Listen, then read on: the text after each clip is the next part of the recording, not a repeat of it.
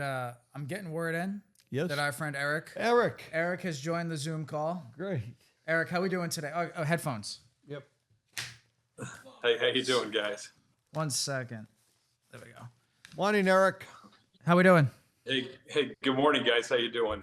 We're doing pretty good. So we just went through the Gardner Museum. We went through a list of suspects and really just kind of outlined the basic details of the case.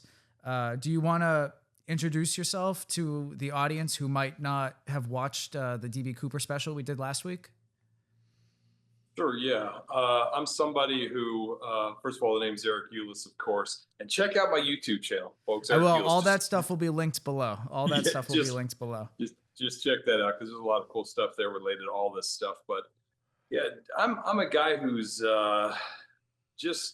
really has dived deep into some of America's greatest unsolved mysteries, and I'm primarily known for my my work on the DB Cooper case, which is an unsolved skyjacking that took place in 1971. And I've headlined a show on History Channel related to that. I've been on part of a Netflix show, been on Expedition Unknown with Josh Gates, a number of other shows, as well as been in the media pretty extensively related to all of this stuff, everything from Jake Tapper at CNN to CNBC, News Nation, Fox News, all that good stuff. But one of the cases that's of particular interest to me, it's been of interest of mine for several years, is the Gardner Museum heist. And the really cool thing about the Gardner Museum heist, in addition to the fact that it's unsolved, of course, is there's a $10 million reward for this stuff if it's found today. That sounds nice. I could use that right now. I think all of us could use $10 million right now, or even a portion of that there. But the point of the matter is that what attracts me to cases like that is you have an enormous award, of course, that's out there, which obviously has generated interest from a lot of people, and therefore you would think that there would be some cracks somewhere along the way. Somebody would rat somebody else out, but that hasn't happened in 35 years now. And of course, this thing is real. This really happened. This isn't, Bigfoot or Loch Ness Monster or whatever. And the other cool thing about this is that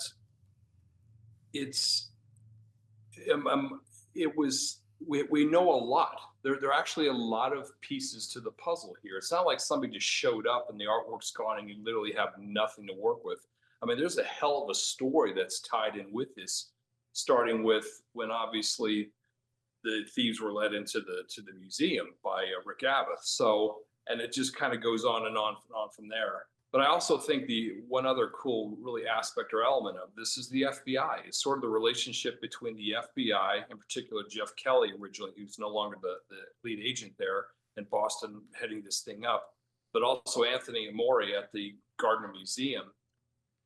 The relationship between these two and just sort of this hoarding of information related to the case. In other words, not releasing anything or very little to the public is also an interesting and fascinating dynamic there. And I'll say, I'm not sure if I said this on the previous podcast, but one of the things that I've said is that mysteries are mysteries for a reason. Invariably, someone missed something somewhere, somehow, at some time. And when you're talking about the Gardner Museum heist, there are many examples of things that I believe that the authorities have done wrong and continue to do wrong. They continue to trip over their feet. They continue to make mistakes. They even cover up to a certain degree. And I think that the net effect of all of this is that it's unsolved as it is today. But having said all that, I do think that I believe that the guy is actually known. I think that not by the FBI, but I do believe that we know who he was or how this thing went down. It's just a matter of getting the FBI to basically get off their ass and take this a little more seriously and drill down into it. A constant theme that Rich and I have discussed on this show is preservation of evidence. It seems like from Lizzie Borden to the Black Dahlia to DB Cooper to the Gardner heist to Lee Harvey Oswald to Chappaquiddick, everything that we discuss, preservation of evidence is always at fault. How did that affect the Gardner Museum? Like, was there something in particular that we really needed that wasn't there? Now, obviously, the obvious answer is the security tapes, and they took that. But was there something that, could have easily been, preserved that just wasn't? Well, let me put it this way, and I'll kind of revert back to the D.B. Cooper case for a second here. The D.B. Cooper case went unsolved for 45 years before they shut it down. In other words, it occurred in 71. They shut it down in 2016. But at the same time, 2016, shortly thereafter, through a Freedom of Information Act request, the FBI started dumping about 400 or 500 pages of FBI files into the public in tranches that occurred about every 6 weeks, and they continue to this very day. So we have something in the 40,000 pages, something around 40,000 pages of FBI files related to the D.B. Cooper skyjacking. Now, a lot of the names and so forth are redacted, but there's still a lot of very important critical information in those files. I would argue that right there, that single act of opening up those files and slowly but surely dripping them out to the public has enabled us, since the case closed in 2016, has enabled us to actually move the ball further down the field and get closer to solving the mystery than the 45 years preceding them closing the case. In the case of Gardner, it's been 35 years. It's been over a third of a century. You've got 13 masterpieces missing, or 13 pieces of art missing. They're not all really masterpieces, but there are a handful that certainly are. In today's number, worth $500 million to $1 billion. And at some point, you would think that these guys would say, it's been 35 years. What we're doing isn't working. It hasn't worked. We have no idea where the hell any of this stuff is. Let's think outside the box. Let's open this up to the public, and let's see what can come out. At a minimum, you're going to get an enormous amount of interest, publicity, probably, follow-on documentaries, things of that nature. And you just never know what can come from that, especially 35 years out. If you're not going to do it after 35 years, more than a third of a century, when the hell are you going to do it? So I think that we don't know what we don't know. So in the case of the files, who the hell knows what's really buried in there? I mean, we've managed to pull together a few things and ascertain a few things, pieces of data there. And actually, I think it tells a pretty big story. But to be sure, there are going to be a lot of other things in there, and a lot of other people, and a lot of other theories that they fleshed out that they haven't revealed. I mean, officially, the FBI hasn't even revealed who they think actually pulled it off. Right. Leonard DiMuzio and George Reisfelder. I mean, in 2013, Jeff Kelly and Anthony Amore and a few other people went out there and proclaimed that they knew, who stole the artwork and everything else. They just didn't know where the hell it was. Well, that was 2013. 2013, I mean, it's 2025. It's 12 years later, and nothing has come of it, not even a name. Now, we know, again, through a series of other court cases and things of this nature, that some of that information is sort of dripped out. But that's just, honestly, it's just horseshit. It's horseshit that they're that provincial with the information that they have, that the evidence they have, that they can't even release the names of the guys that they think were involved. Now, I don't think either one of them was involved, and I know there may be some disagreement here, but it's just that kind of thing that I just think that is really counterproductive. Honestly, what I think is going on here, and this pertains primarily to Anthony Amore, and I know I've talked to Anthony Amore, so I know him, reasonably well. I also know somebody who knows him reasonably well. I think it's gotten personal. It's gotten personal. It's not business. In other words, I just get the feeling that he wants to be the guy that solves this case. And if he can't be the guy who solves it, no one's going to solve it. Again, very provincial. So it's very personal. He's handling it like a personal matter, not a business matter. And at the end of the day, if we want to recover these 13 pieces of art or parts thereof, you got to start playing ball with people. You got to run this stuff out to the public, kind of like a bank robbery. When a bank robbery occurs and you don't know who the bad guy is, the first thing the FBI does is get as much information out to the public as possible and let the public bring the suspect to them. That's exactly how they should have handled this case, but it's exactly what they didn't do. And here we are 35 years later, more than 35 years later, No bueno. Have no idea where any of this stuff is. I often hear the term or the phrase, "You're so deep in the forest that you can't see the trees." I kind of feel like this is what's going on with this case and even with the DB Cooper case. Do you agree? I don't think the DB Cooper case, at least officially talking about the FBI, I don't think that's the case, because the FBI has shut that case down, and they've made it difficult in some other respects where they haven't given myself and some experts access to some of the evidence, which would have been nice. But in the case of Gardner, yeah, I think that's probably just another way of basically saying that they're so myopic in terms of the vision. They want their version to be right to exclusion of all others, whether or not it actually is right. And I think that's what's happened here. And again, I can think of many examples of this in the Gardner case. One is the search they did in 2016 at Bobby Gentile, a guy who they thought was involved or think was involved, that he had some of the art in his home in Connecticut. Well, they searched the house, dug the place up, whatever, in 2016, came away with nothing. The one thing that they did say is that they discovered a cavity basically in the floor of an out shed, and there was a large box there, and they believe that it contained the artwork at some time, but it's no longer there. That's just utter bullshit. That's just a cover your ass bullshit move. That's the FBI saying, well, we just showed up a minute too late. The artwork was here. We were right. It was here, but it's no longer there. Bullshit. Because the end of the day, this artwork was cut out pretty roughly, may have been rolled up to some degree, but at a minimum, there's absolutely no doubting that there would have been paint chips. There would have been some forensic evidence left behind in that box, indicating that, yeah, we've got the artwork was here before. We've heard nothing of that. As far as I know, they've never analyzed anything, looked for any evidence like that. They certainly haven't publicly said, hey, we found evidence that the artwork was here. There's nothing there to indicate that. So that's just a bullshit, cover up your ass kind of a statement, which doesn't serve anybody well. It doesn't do anybody any good, especially if you have people out there that think, oh, okay, so that must have been it. It must have been a Bobby, Gentile's place. Well, no, that has nothing to do with, my guy, who I think it was. So therefore, you kind of put it out of sight and out of mind.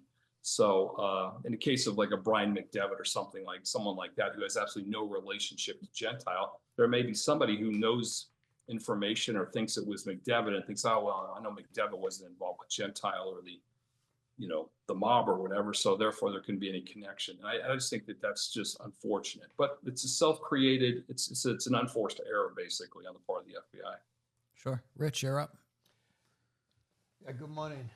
Good morning. How you doing, Eric? I'm doing very well. I have my own feeling about this, that Miles Connor, and I know he was in prison at the time, but his fingerprints are on this. This is his style as an art heister. I'd like to know, who do you think or do you have a suspect that is number one in your list? I will say that in the case of the Gardner Museum heist, I believe that the art thief was a guy named Brian McDevitt, partnered with another guy named Steve Donahue, a buddy of his named Steve Donahue. I actually believe 100% that these were the guys behind it, which is a pretty strong statement given how I approach this stuff. I do not believe it was organized crime. And there are a number of reasons why I don't believe it was organized crime, not the least of which is the statute of limitations has long since expired. There's still a $10 million reward. You have guys who went to prison and died in prison who could have used it as a get out of jail free card, which is the reason most often given it was a get out of jail free card. Yet miraculously, amazingly, in 35 years, no one ever used it to get out of jail. No one ever ratted anybody out. In this case, but every other case, people ratting other people out left and right. And certainly no one has availed themselves of any of that $10 million, which just doesn't pass the smell test. So I think and moreover, there's just no evidence. There's no physical evidence tying them to any of this stuff at all. Now I know Miles, has a extended career of art robbery and art theft and stuff like that. So he's the kind of guy you would think that would have been involved. But of course, he was in prison, as you noted. He was in prison at the time that this thing occurred. And I just don't think it was involved. But I do think that he, like a lot of other people in the underworld, sort of, let's refer to it as a odd type of stolen valor.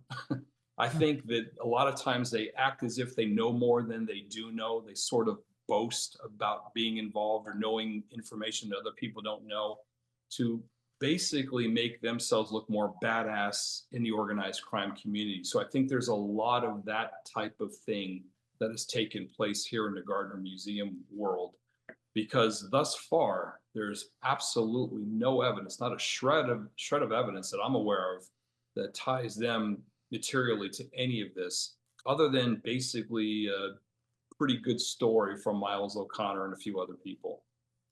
I said this in one of your recent live streams on YouTube. If it doesn't make sense, it didn't happen. Lady by the name of Judge Judy said that. And it's absolutely true. Well, in a case of D.B. Cooper, I say, if you can't explain the tie, he ain't the guy. Yeah, exactly. Because the tie is a piece of evidence. And I haven't come up with a clever line for Gardner, but there are some really big holes there. It says like, well, then why didn't this happen? And I think that there are rational explanations for all of this, which we can get into. But I think it's very easy to understand what happened, by whom, and ultimately what happened to the artwork as well. So something that I'm really interested to hear about are your opinions on the readings of Stephanie Rabinowitz, her journals. Do you want to talk about who she is, how you got the journals, your conversations with her, and really how that impacted your theory, just like the story behind you and Stephanie's relationship? Sure. First of all, the person as I noted, though, I believe was involved was a guy named Brian McDevitt. Brian, if he wasn't suspect number one, he was suspect number two. I mean, he was immediately on the FBI's radar when this thing occurred, March 18, 1990, the early morning hours of March 18, 1990, just after St. Patrick's Day, which of course is a pretty big deal in Boston, Massachusetts. Yep. So, Brian 10 years earlier had tried a similar museum robbery at the Hyde Museum in Glens Falls, New York, upstate New York, Glens Falls, New York. And he ended up getting caught. He and an accomplice ended up getting caught. And I won't go through all the details and everything else because that would take too much time. But the MO, the method of operation that he used to pull off that heist in 80 that didn't work, is a blueprint for what happened at the Gardner Museum heist. Everything from handcuffs to tying people up to cutting the artwork out of the frames. The whole thing is exactly the same. It's very, very similar MO. So that, of course, when this thing took place in 1990, the FBI immediately thought, what about that McDevitt guy who tried something damn near exactly the same 10 years earlier, served jail time, and ended up getting out, a handful of years earlier. So the FBI started surveilling Brian McDevitt. They actually pulled him in and interviewed him on multiple occasions because Brian lived in Boston. He lived on Beacon Hill, literally right across the street from the Capitol. And he said he didn't have anything to do with it. And, there you go. Now, interestingly, Brian at that time had a girlfriend named Stephanie Rabinowitz. And what makes Stephanie fascinating in this case is a couple of things. First of all, when the FBI asked Brian, where were you on March 18, 1990? Brian said, I was with my girlfriend, Stephanie. And so he basically used Stephanie as an alibi. Now, unbeknownst to the FBI for years, I think 14 years, unbeknownst to the FBI, Stephanie kept a daily journal. She kept a diary, day in and day out. She had done this since she was a little girl. And from the time she met Brian, which was July of 1989, to the time that basically she last saw Brian, which was July of 1992, she had written around 800 pages, 800 pages of diary, of journal that pertained to things that happened during that 3-year period of time, and a lot of information related to her dealings with Brian and her relationship with Brian, including events that occurred on the very night of the heist, again, March 18, 1990. Now, the FBI eventually, and I'm just kind of glossing over stuff here, but the FBI eventually decided to kind of like re-look into Brian, and this happened in 1992. So a couple years after the heist had taken place, they still didn't know what was going on. The New York Times wrote an extensive piece about Brian McDevitt and his prospective involvement in this thing, and that got picked up by the LA Times, and then that got picked up by the Boston Globe, and the FBI started digging into Brian at the same time. And Brian was living in LA at the time. This is 1992. He moved to LA 6 weeks after the heist took place. And Stephanie was also living in LA at the time. Now, they weren't dating, and Stephanie had moved there just coincidentally separately, but they still kept in contact occasionally in LA. And they interviewed Stephanie. The FBI actually interviewed Stephanie for the first time in 1992. And again, remember, Stephanie was given up as an alibi for Brian at this time. And so when they interviewed Stephanie, Stephanie told them, I don't know that she could recall exactly what had happened in 1990 necessarily, but Brian, preceding the FBI interviewing Stephanie, who knew that the FBI was hot on his trail, had tried on 2 occasions to get Stephanie to serve as an alibi for him. In other words, Brian wanted her to tell the FBI, oh yeah, Brian was with me on that night on 2 occasions before, but Stephanie said she wouldn't do it. And I guess at that point, she must have realized that she wasn't actually with Brian on the 18th. And the reason why she knew that is because in her diary on that date, it shows that Brian said that he was going to be in New York City for a Writers Guild Award. So that weekend, Brian was gone. Brian was apparently in New York City. Now, they later ascertained that the Writers Guild Award didn't take place in March of 1990. It took place a month later. So that was a lie that Brian had told Stephanie. But Stephanie had it written contemporaneously that, Brian wasn't there. And it's important to know, Stephanie knew nothing of Brian's true background. Brian was a con man and lied to her about what he was doing for a job and everything else. But amazingly, the FBI didn't realize that Stephanie had journals, Fast forward to 2004, 14 years after the thing took place, the FBI flew to Seattle because Stephanie was now living in Seattle in 2014, and they interviewed her again about Brian McDevitt and his prospective involvement. And it was at that point that they realized Stephanie had these journals. And Stephanie, you would think that the FBI would have said, well, can we take the journals, photocopy off the 800 pages you have, and then we'll just give you the journals back. And then they have all this information of what actually took place during that time. They didn't do that. They basically sort of cut a corner here and said, ask Stephanie to kind of like send them some excerpts of portions of the diaries. So she did. She sent about a dozen excerpts. She faxed a copy of these things it was actually May 4th of 2004. And I know that it was faxed to Jeff Kelly, the FBI in Boston, and I've actually seen the fax. So I know what information the FBI had. But part of it was the fact that there's the excerpt related to the date of the heist where Brian wasn't there. So at that point, the FBI knew for sure that Brian had lied. Brian had perjured himself going all the way back to 1990 by virtue of serving up Stephanie as an alibi, saying that they were together. Moreover, apparently it didn't concern anybody in 1992 when Brian had tried to shake her down twice in LA to also be an alibi, but she said, no, I'm not going to lie to the FBI. But for some reason, the FBI just never acted on it. They never did anything with it. Well, I ended up coming into contact with Stephanie.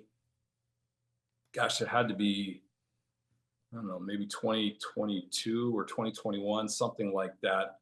I ended up, as I was investigating the case, I came across Stephanie, was living in Scottsdale, Arizona at the time, and Stephanie was also, by coincidence, happened to live in the same area. So I got to know Stephanie quite well, and I still know her quite well. And so we've talked extensively about this, but one thing that she did is she actually gave me her journals. So I took the time to read the 800 pages of journal and take notes and sort of absorb it and talk to her about it.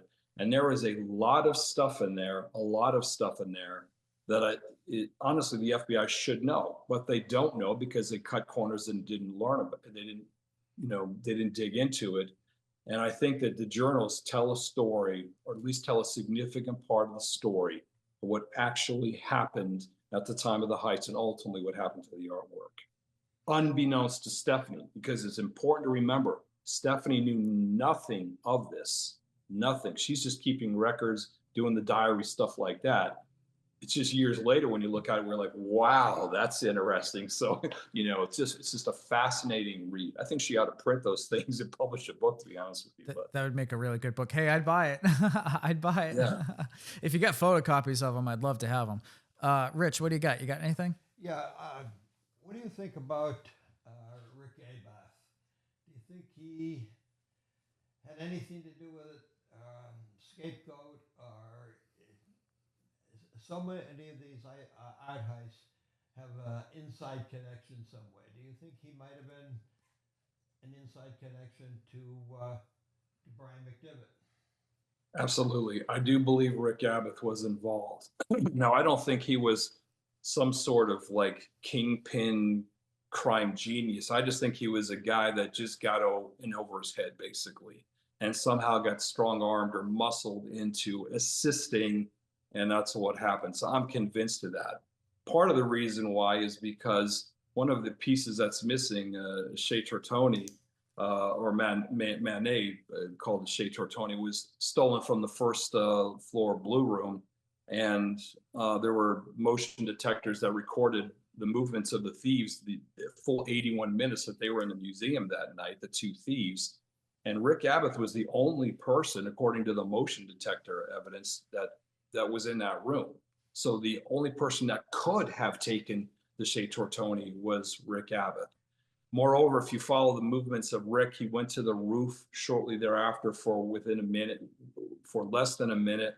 Then he went down to the Dutch room. Then he ended up coming down to the security desk area. And that's when his partner, Randy Hestand, took over and started his rounds. And it's shortly after Randy started his rounds that Rick Abath, for some odd reason, opened the door momentarily, the door to the outside, basically, from the security area, which I believe was a signal, as well as I think him going on the roof was a signal, which I can get into. But and it was within, I think it was 5 or 10 minutes later that the thieves actually were buzzed in by Rick Abath, who thought they were Boston police officers, apparently. But Rick's fingerprints, Rick's passed away, so he's not in a position to defend himself, and I want to be clear about that. So this is just my opinion, but I think it's pretty compelling evidence. Rick passed away a little over a year ago, as I recall. But his fingerprints are all over this thing. I think that he was involved. And again, I think it was one of those situations where he just got kind of like, kind of blackmailed into it somehow or something like that, kind of strong armed into it. So I think he was involved. Now, on the other hand, the other guy, Randy Hestand, absolutely no doubt he had nothing to do with this. And it's a very interesting thing to consider when, the two, Rick and Randy, were taken downstairs. They were bound and taped up and taken downstairs and put in different parts of the museum basement while the museum was being robbed. Now, Rick, again, I think he was involved, so nothing he says matters, in my opinion. Randy, on the other hand, I'm convinced wasn't involved. Randy, when he was actually presented with pictures of Brian McDevitt, and I guess I had an opportunity to hear Brian McDevitt speak as well, because they had obviously interviewed him, the FBI had interviewed him. He said that he was 90% certain, I think he said 90 to 95% certain, that Brian McDevitt was the guy who actually tied him up and bound him up in the basement. This is a first-hand witness who said he is convinced with a 90 to 95% certainty that Brian McDevitt was one of the thieves, was one of the guys. Hard to, I don't know how you get past that, yet the authorities for some reason have. I don't know, they just swept it aside or what have you. You had mentioned the Shea Tortoni. Yes. And I've seen in other podcast, YouTube productions that you've done, that you have a hunch that the Shea Tortoni at that time, now granted this was probably 2 years ago that this video was published, so I'm curious how you believe it's changed your theory, but you said that there's a possibility that the Shea Tortoni might still be in Boston. At that time, you had mentioned that. It was about 2 years ago. Yeah, I thought, as I recall, I thought it was possible because I think that the Shea Tortoni may have been originally sort of presented as payment to Rick Abbott for his efforts.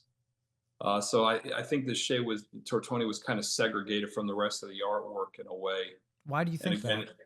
Well, because it was segregated, because it was separate. It was in the blue room, and it appears that and the thieves didn't go into the blue room.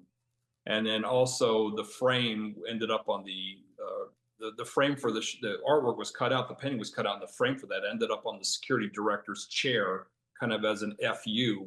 And there was a little bit of a bad blood between the security supervisor and Rick Abbott, who was quitting his job, by the way, at the time this happened. So there's something unique about that. But I think that what happened is that he took the Shea Tortoni and he walked up to the roof. And again, this did happen. He did walk up onto the roof. And I think he signaled to Brian McDevitt and a guy named Steve Donahue that were in a car on the opposite side of the museum, that basically this thing is going to be going down here pretty soon. In the interim, Rick Abbott goes down to the Dutch room and then ultimately ends up in a security desk.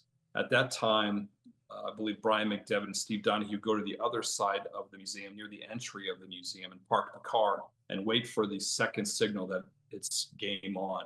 That occurred when, of course, Randy Hestan, the other security guard, took over and started doing his rounds. And then, of course, Rick Abbott opened the door briefly to sort of send that final signal, and that was it. Then everything was underway. So I think I'm now, having said that, to answer your original question here, just because I think that piece was primarily the payment, if you will, it seems likely Rick Abbott's payment.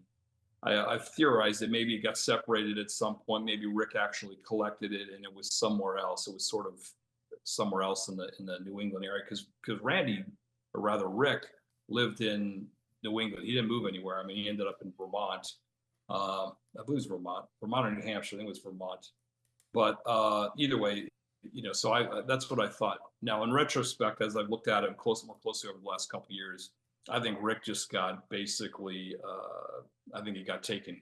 In other words, I don't think he got anything. I don't think he got his hands on any of that artwork or anything at all. I think that's the truth of the matter. He got just totally taken advantage of, strong-armed, and probably didn't want to have damn thing to do with it after the whole thing went down, because obviously this was a huge deal. I mean, immediately just blew up internationally. And, I'm sure you got $200 million just vanishing overnight, under the stealth of darkness. That's going to make national headlines, world headlines at that point. Speaking of world headlines, do you think that this is in some private collector's curio cabinet or display in Russia, in Moldova, or Egypt, some or like a Sikh or something, like Sheikh, I'm sorry. Where do you think these paintings are? Well, I believe that, first of all, I want to say, and this is kind of stepping back a little bit. In 1992, the last time that Stephanie saw Brian was at a Ren and Stimpy closing party in LA, and it was July 25th, 1992. Stephanie was in LA. She worked on the Ren and Stimpy show when they were closing up shop. They're ending the show. And at that party, Brian just showed up. And Brian, at that time, actually confessed to Stephanie that he had stolen the artwork. So he confessed for the first time to her, apparently, that he had stolen the artwork. And he said that he did sell it. He said he did sell it to some guy. The name was actually given to Stephanie, but Stephanie cannot remember the name. And Brian was basically wanting Stephanie to leave the United States with him, to flee the country, basically. She, of course, refused. I think that that's half true and half bullshit. I don't believe that it was stolen for somebody's collection. I don't think he was getting paid or anything of that nature.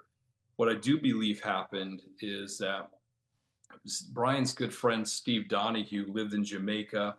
Brian traveled to Jamaica pretty regularly. In fact, Brian and Stephanie both had been to Jamaica December of 1989, so just 4 months before the heist. And I won't go into the details of everything that transpired in Jamaica, but Jamaica, famously, they had a criminal ring there, I guess is how I'll put it. And how this ties in with Gardner is in this way. In 1989, there was $8 million worth of artwork stolen at the Gardner Museum in Italy that disappeared. It ended up being discovered in 1990 that it was in Jamaica. It was being held in Jamaica. Now, it was being held by a group of people who, for lack of a better term, were kind of escrow agents in the international drug trade. This sounds fantastical, but this is actually the truth. The artwork was actually used, the Gardner Museum artwork that was ripped off in 89 or 87. It was 87, I think I said 89.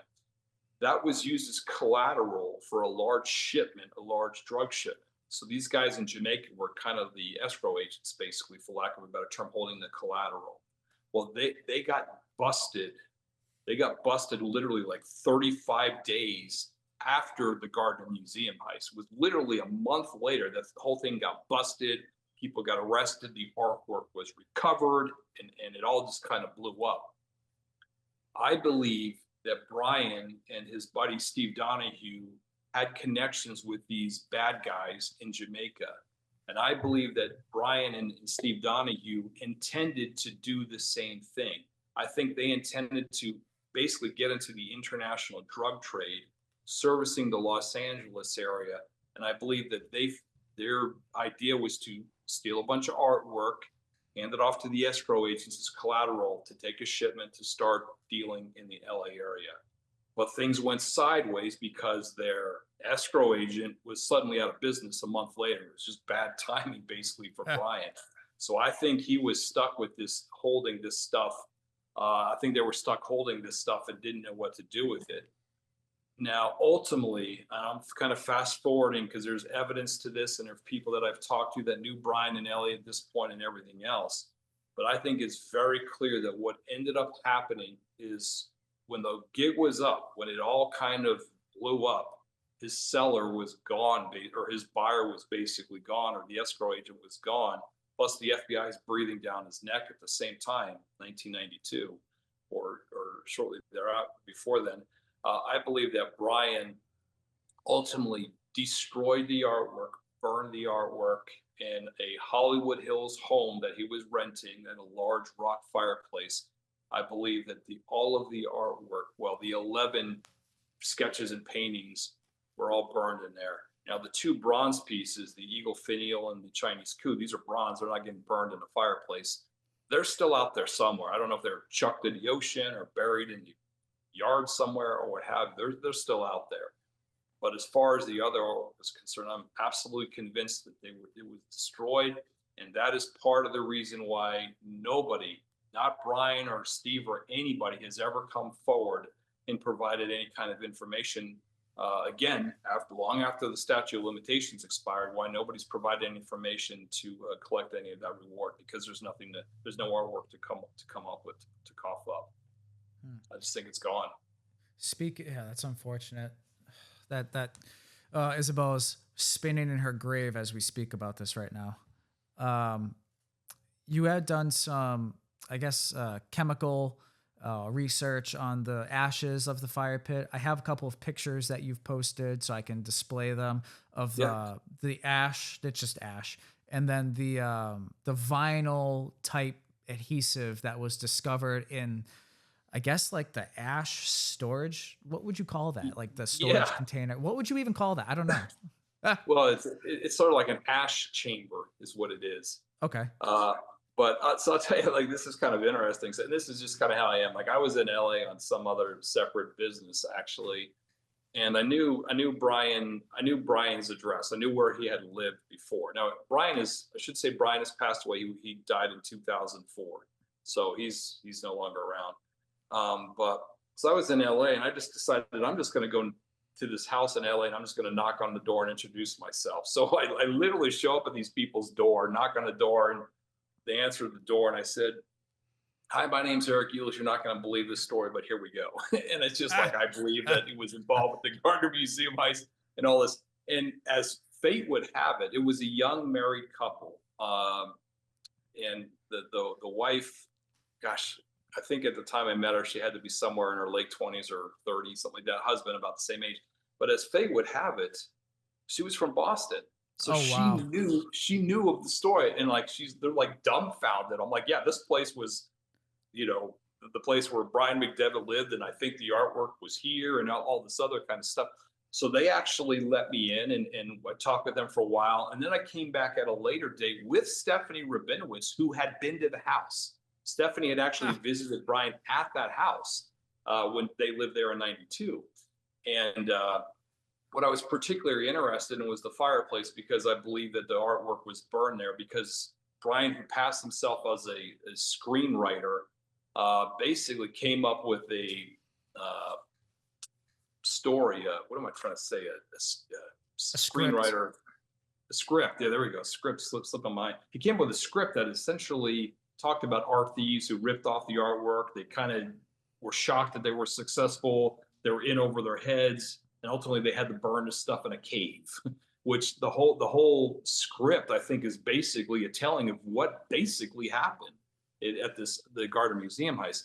So I started. One thing I wanted to do was I wanted to look into the fireplace to see if maybe by chance there was still some remnants of some of the debris or what have you in the fireplace from burning the artwork there. So of course I asked the homeowners. I said, "Have you ever cleaned the chimney chute or chimney in the fireplace?" And they said, "Yes, we have." But he said, however, there is this one chamber, there's this ash chamber that's inaccessible because a natural gas line had been pulled in sometime later.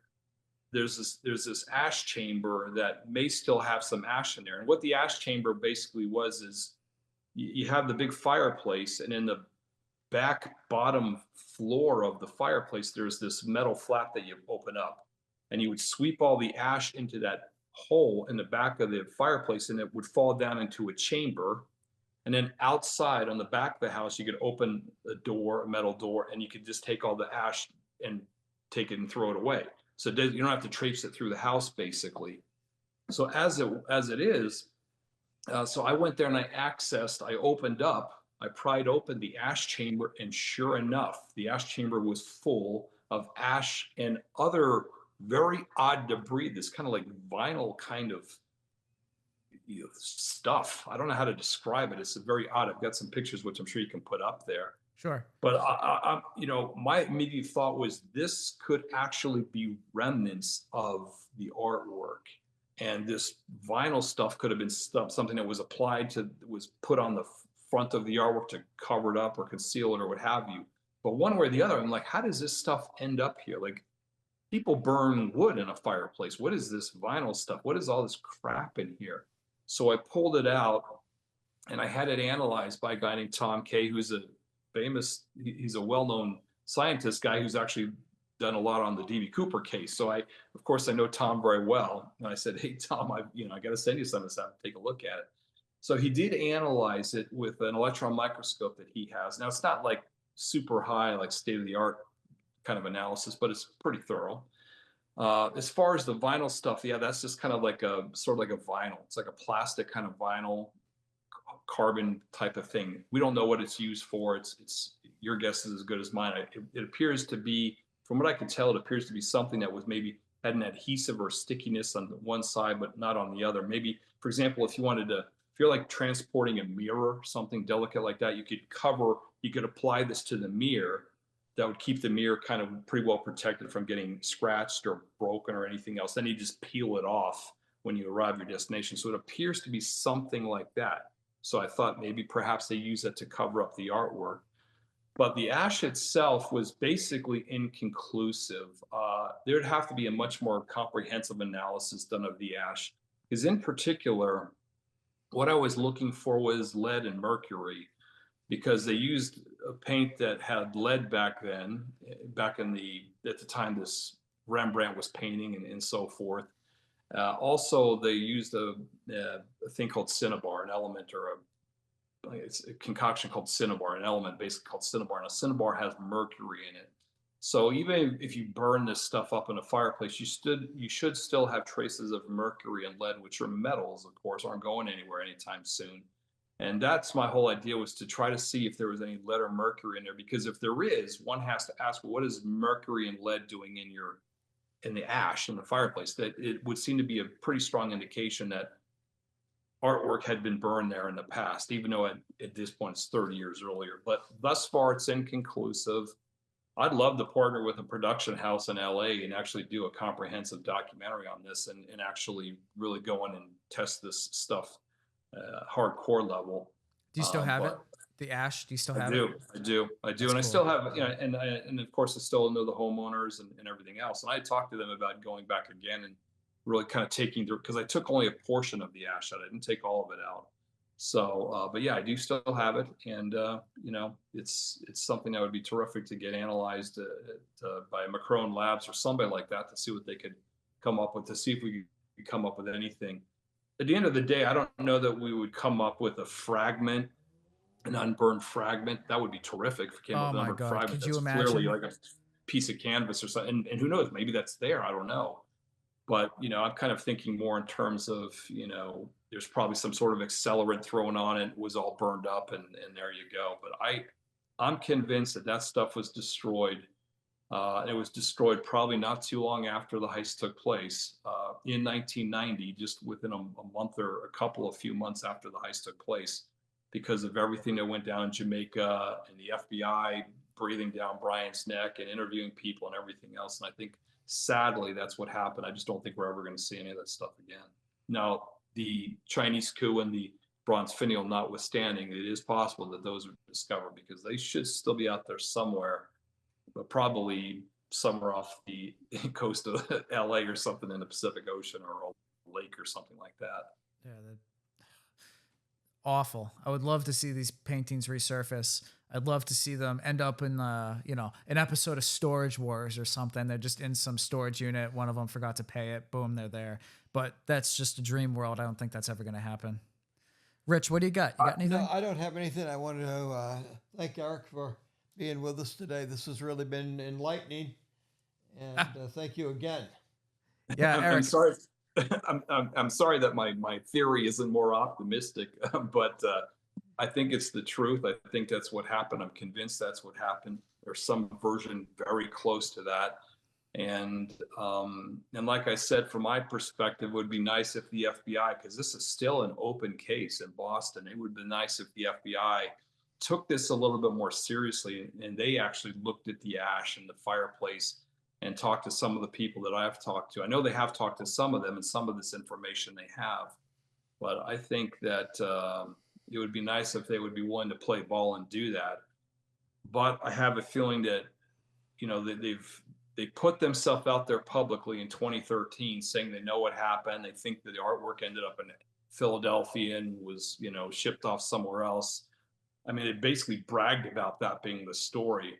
So I don't know how you unring the bell there on that one without basically without taking some egg on your face. You know what I'm saying? Right. So I don't hold a hell of a lot of hope. I don't have a lot of faith in the FBI or Anthony Morey, for that matter, of anybody sort of backtracking on that to any large degree. So that, I think, is part of the reason why it's still a mystery today, and why they're still basically pushing this narrative that the artwork is probably still out there somewhere, just hanging on someone's wall in, Abu Dhabi or some such place, and that, we'll figure it out someday. But I don't think so. So, yeah. Well, Eric, I'll be seeing you on September 16th or 17th. 17th, yes. Yeah. You and I are or at least I'm going to be joining you on a expedition around Tina Bar. If you haven't watched the DB Cooper case, the video that Rich and I did, we've done 2 episodes on it. I highly suggest that you watch it and follow up those videos with Eric's channel. Those channel links will be down below in the description and pinned comments, so very easy just to get there. But I'm going to be joining Eric on an expedition around Tina Bar, and we're going to be trying to find out any new information in the realm of artifacts. I guess the attaché case that was possibly abandoned there, and the parachute, or at least the skeleton of it. Yeah. So I think the parachutes are still there. The parachutes are out there. There's no doubt about that in my mind. So it'd be nice to find those parachutes, if we can actually find them. And I think they're very, very close to where a portion of his ransom was found in 1980. Again, an area that's never been searched by the FBI. So we're going to go out there and do it ourselves, and hopefully find something. If we don't find it on the 17th, then perhaps it's sometime thereafter, because I plan on continuing the search. Sure. In that area extensively, and getting to the bottom of that as well. So, well, I personally can't wait to go out there. I've never been out to Oregon, so I'll be going out there for a first. Yeah, well, we'll actually be in Washington State. Tina Bar is actually just over the border in Washington State. Yeah, I'm flying into Portland, and then I have a hotel that's like 20 minutes away. It's kind of like just north a little bit. Over that river area, the Columbia River. Yeah. Portland, Oregon is right on the border of Oregon and Washington. In fact, the greater Portland area straddles again Washington State and Oregon, just north of the Columbia River. It's sort of the northern suburbs of greater Portland is Vancouver, Washington. And it's in Vancouver, Washington, along the Columbia River, where we'll be searching. So, yeah. Yep. I'll be running cameras. I'm going to be bringing a Canon with me and a couple GoPros and some microphones. I'd love to, just kind of document or create like a mini documentary for the YouTube channel. So if you guys are watching and interested in that, please be sure to like and subscribe. Be sure to subscribe so that you guys can see that episode. I can't wait to do it. I've never done something like that on this channel. Rich and I were talking earlier today about going to the Gardner Museum, but I got to make a couple phone calls, make sure that they allow cameras in there and that we can film. But if you're ever back in Boston, I know you're in Arizona right now, but if you'll be back in Rhode Island, you're absolutely welcome to join us. I'd love to have you come along. That'd be a really good time. Well, let me know when, if you guys do that. I don't know if you know this, but I'm actually relocating to Seattle from Rhode Island. And the reason why is because I'm really diving in deep on the Cooper investigation in particular. But I've been to the Gardner Museum, but I'd love to travel back there and with you guys. And I think they are kind of touchy about cameras on the inside, but there's certainly cameras that, could film the outside and we could see the part of the roof where Rick Abbott was, because he went to the roof and looked out there. And then obviously we can go on the other side of the museum and see the door where the thieves entered and all that. Now it's been modified somewhat, it's changed somewhat, but certainly we can also walk in the museum itself, which hasn't changed. It's exactly the same per the wishes of Isabella Stewart herself. Right. That it remained unchanged. So yeah, you've got the empty frames there with the pieces of art missing. It's a pretty spectacular thing to witness and see. And to imagine that right here, this is literally a crime scene that we're sitting in. The Dutch room is a crime scene, albeit 35 years earlier, but the evidence is still clearly there with the empty frames and everything. But it's a terrific place to see. And I encourage anybody in New England to check it out, not just for the empty frames, but for the rest of the artwork. I mean, there's Titian, there's all kinds of stuff, just amazing, just chock full of all kinds of amazing artwork and things.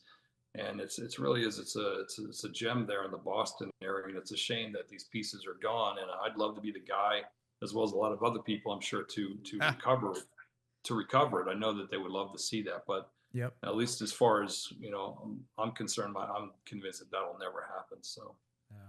Well, Eric, I want to thank you for coming on to the show today, taking the time out of your morning to Zoom in with us. I really appreciate it. And again, I'm looking forward to traveling out there and meeting you in person and doing this excursion over by That's right. Tina Bar. We're gonna grab that beer too. Yes, absolutely. I have a lot more questions, so I could sit Sure. here and talk to you for hours, but for time's sake. I got you. Understand, Alrighty. gentlemen. So Yeah. that's Eric- wonderful. Thank you very much, guys. Thank you very much, Eric, and good luck on your search at Tina Bar. Thank you very much. Appreciate it. Thank you. Have a good day. Cheers, guys. You bet. Cheers. Bye. You bet. So what do we think, Rich?